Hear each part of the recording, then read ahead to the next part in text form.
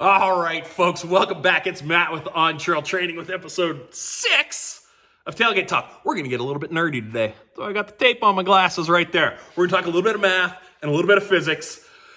Don't worry, it's not that boring of stuff. It's going to come in handy while you're out in the field. First off, I've got some announcements for you guys, though. I've got 2 classes coming up in June that are available for the public. I've got a June 13th Intro to Recovery and a June 20th driving skills class. Both of those are up, available on the website right now. Head over to ontrailtraining.com and get registered, and we'll see you out there pretty soon. A lot more classes coming through the summer, but we're back. We're operating. What I want to talk about today is some force calculations for recoveries and how we can use mechanical advantage to our advantage. If you see me out in public somewhere at an event or you're running to me at the grocery store, hit me up for a card. On the back of my business cards, I've got all this good info. Let's see if we can get it to focus on there. These are recovery force calculations. These will tell you how stuck the vehicle you're trying to recover is and how much force I'm going to have to put to it to get it out of its situation. I need to know a couple factors coming into this. I need to know what the vehicle weighs. I need to know what type of soil it's in. And I need to know what the slope looks like. I'll post a picture of this in the comments as well, too. First off, with this, there's a couple different equations out there. This one comes from Jim Allen's Four-Wheelers Bible with some additions of Meyer factor in there. First thing we're going to want to look at, see if you can screen capture that. It's not focusing that well. First thing I want to look at is what the vehicle weighs. If I haven't weighed my vehicle, look on the driver's door. Inside there, there'll be a little placard that'll tell you the GVW. It's the gross vehicle weight. It's the maximum loaded weight of that vehicle. So if it's a 1-ton pickup, that's the weight of the pickup plus 1 ton of cargo. If you come up on a vehicle and it looks massively overloaded with a rooftop tent and 300 gallons of water and the hot tub and disco ball and all that stuff, add a little more to that. You cannot overestimate on these numbers. What's going to happen is you're going to get too strong of a pull and too strong of a gear. No harm, no foul there. This is what determines how much force all of that gear sees. First thing I want to do is I want to take that gross vehicle weight and multiply it by the slope in degrees. Good way to find that out, take your phone. On the Compass app, there's a little level finder. Place that on a nice level spot on the vehicle. I like to use the window sills. It's usually pretty flat and level with the ground. That tells me, okay, this vehicle is going up a 10-degree hill. I've got numbers to work with now. Take that gross vehicle weight, multiply that by that 10 degrees, and then I divide that number by 60. This is gonna give me what we call our winch pull. Couple more numbers to come. We're not done with this yet. Next step I'm going to do is I'm going to take my winch pull, multiply that by the ground factor. So what is that vehicle stuck in? Truck's sitting on flat level concrete right now. Has about 2 to 4% rolling resistance. I can push this truck fairly easily across this flat level garage floor made out of concrete. I park this thing on the beach. I can't push the thing. That's because of the added rolling resistance of that surface material. So that comes into play. There are some numbers down on the bottom here. These will give me different soil types. So pavement, I'm looking 2 to 4%. Wet sand, 15 to 20%, all the way up to wet clay. We're looking at 50 to 70%. Again, you're not sure, overestimate. The one thing I don't have on here is snow. It is so variable. It's from almost no resistance to like wet concrete. So try and pick that soil, that snow you're stuck in is closest to.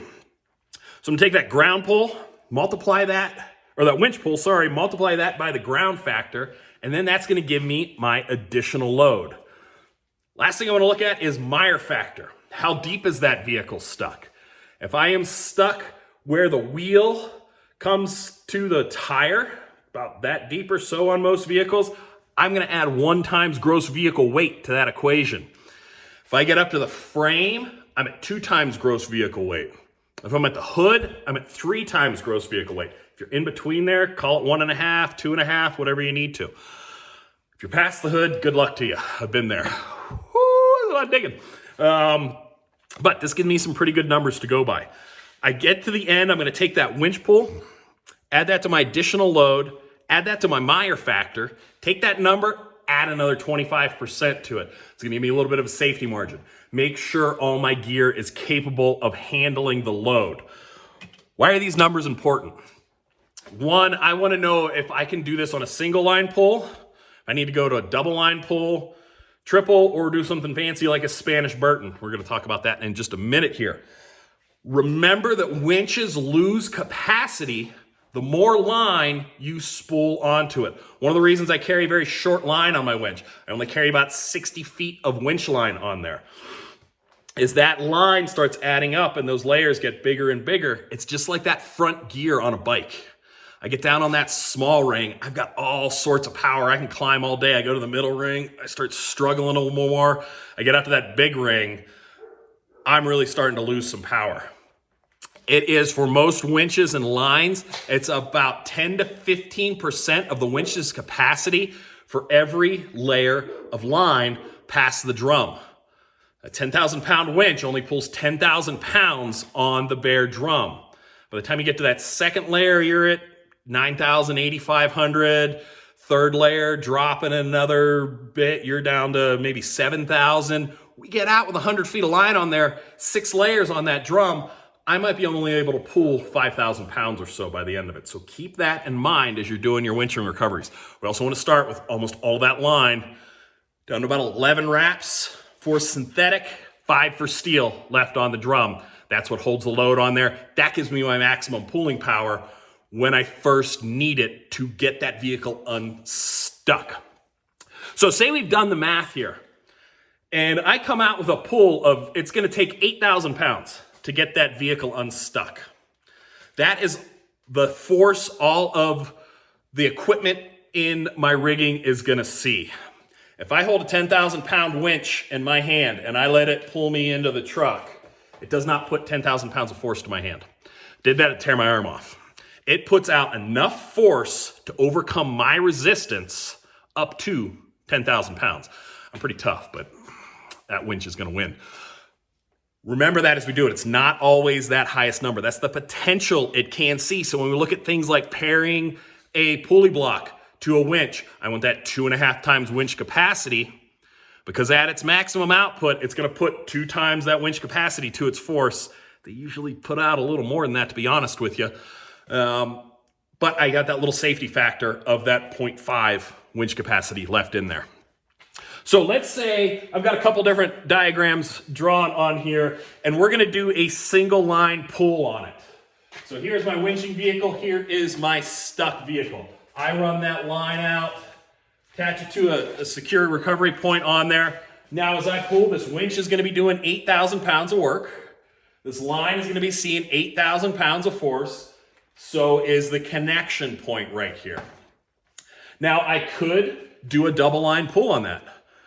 Take a pulley block on here and route that line right back to my pulling vehicle.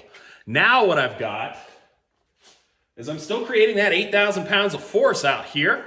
This pulley block sees that 8,000 pounds of force, but now this line is seeing 4,000 pounds of force, as is this line.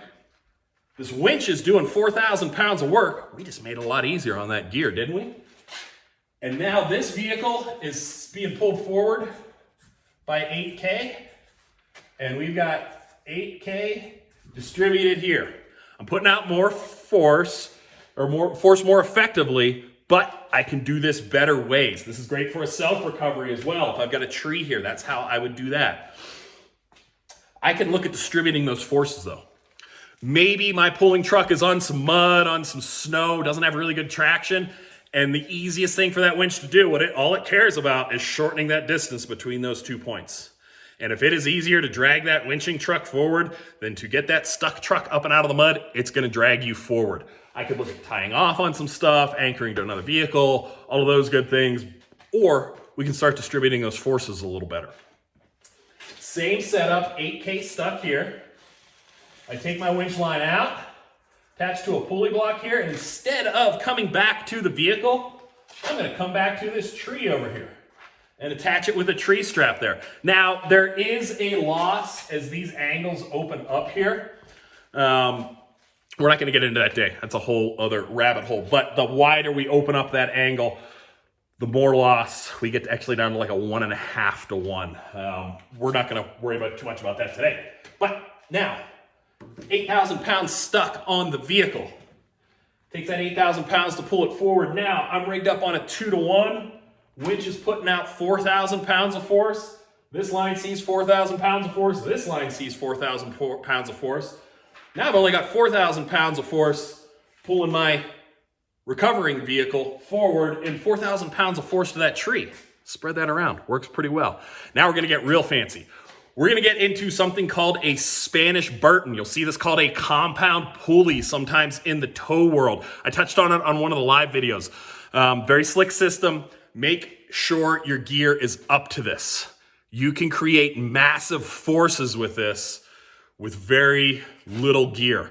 This is going to create a 4 to 1 mechanical advantage with 2 pulley blocks on it. So, same scenario here.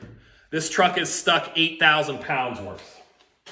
I'm going to come out from my winch, out to a pulley block, back to a tree here.